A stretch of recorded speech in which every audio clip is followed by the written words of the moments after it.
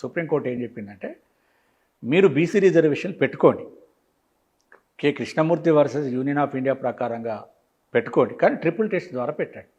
Triple test అంటే ఏంటిది? Dedicated BC commission వేయాలి, అసలు బీసీలు ఎవరో చెప్పాలి, తేల్చాలి, డిఫైన్ చేయాలి, అసలు ఎవరో తేల్చంటా ఉంది. విద్యా ఉద్యోగాలకు సంబంధించినటువంటి జాబితాను పెట్టి నువ్వు ఈ బీసీ జాబితా అంటే కుదరదురా బాబు. విద్యా ఉద్యోగాలలో ఉన్న బీసీ జాబితా వేరు, స్థానిక సంస్థలలో కోటా పెట్టాలంటే ఈ జాబితా వేరు, దీన్ని వేరే కనుక్కోమని చెప్పింది.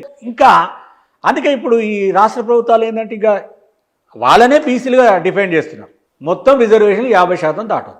మనకు ఈ 50% గొడవ ఏంటంటే గతంలో మండల్ కమిషన్ తీర్పు 1992 కంటే ముందు ఇచ్చిన తీర్పులలో చాలా తీర్పులలో 50% దాటొద్దని ఖరాఖండిగా చెప్పినాయి. కానీ మండల్ కమిషన్ జడ్జిమెంటు 9 మంది జడ్జిల రాజ్యాంగ ధర్మాసనం, అదే హైయెస్ట్ రిజర్వేషన్ కోటాల మీద ఉన్నటువంటి అదే హైయెస్ట్.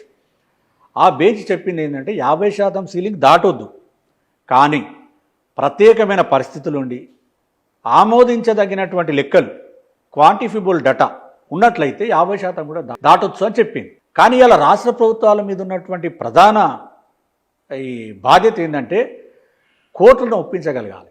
ఇలా 42% కామారెడ్డి డిక్లరేషన్ కానీ ఇప్పుడు కాంగ్రెస్ ప్రభుత్వం వచ్చినటువంటి అధికారంలోకి వచ్చి 42% కూడా వర్గీకరణ ద్వారా అమలు చేస్తున్నారు. ఇంతకుముందు 34% రిజర్వేషన్లు ఉమ్మడిగా ఉండడం వల్ల ఏమవుతున్నది, ఏ బీసీలలో ఏ కులం అయితే జనాభా ఎక్కువ ఉన్నారో వాళ్ళు మాత్రమే ఆ బీసీ కోటాను అనుభవించారు. వర్గీకరణ చేయాలి, వర్గీకరణ చేస్తామని చెప్పి వీళ్ళ అధికారంలోకి వచ్చింది కదా.